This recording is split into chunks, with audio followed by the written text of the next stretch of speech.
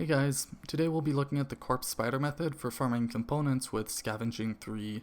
So this method gets around 4,000 kills per hour, it's super AFK and it pays for itself, so I like it a lot. But the downsides are that you only get around 160k experience per hour, you don't really make any extra money, and you don't get any item experience, so if you want something more well-rounded, you're probably better off with like Abyssal Demons, Armored Zombies, or one of the God Wars dungeon methods. So we'll be killing corpse spiders in the Lumbridge catacombs. I listed the requirements in order of how important they are. Because corpse spiders only have 150 HP, you don't need a whole lot to kill them, but everything just makes it faster and more AFK. So first off we have 61 summoning, that lets you use a smoke devil pouch, which gets you up to 7 spider kills with every special attack, so it gives you a lot of extra kills per hour. Next we have 50 dungeoneering for the spirit cape, and that obviously lets you use more of the special attack with your smoke devil pouch. Then we have 70 magic for corruption blast. It's not really mandatory here, but it is nice to have. This also means you could do the method with range, because you can just use corruption shot there, but then you don't have dragon breath, so that's a bit slower. And then lastly we have 112 invention. Now this really isn't mandatory, but it gets you potion reservoirs, and that makes the method a lot more AFK, so I like to use them. And then these things really aren't mandatory, but they are nice to have.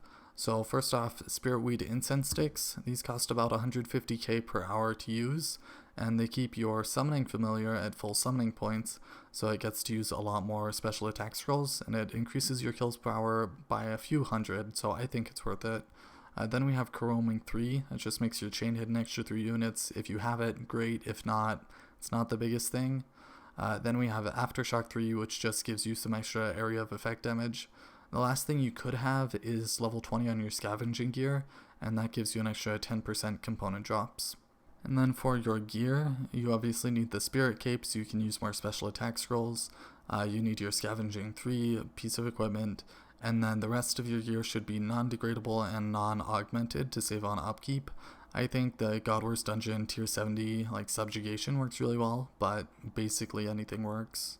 Then for your inventory, it's pretty simple. So I have 4 potion reservoirs, 4 aggression flasks, 12 incense sticks, 3 smoke devil pouches, a super restore potion, 2,000 dust cloud scrolls, a teleport for banking, and 5,000 air runes. You might also want to bring a cup of tea for removing your aggression potion depending on where you're banking. Your revolution bar can be pretty much whatever you want. All that matters is the first 3 spots need to be chain, corruption blast, and then dragon breath in that order. To get there, teleport to the Lumbridge lodestone. Then run south until you get to the catacombs.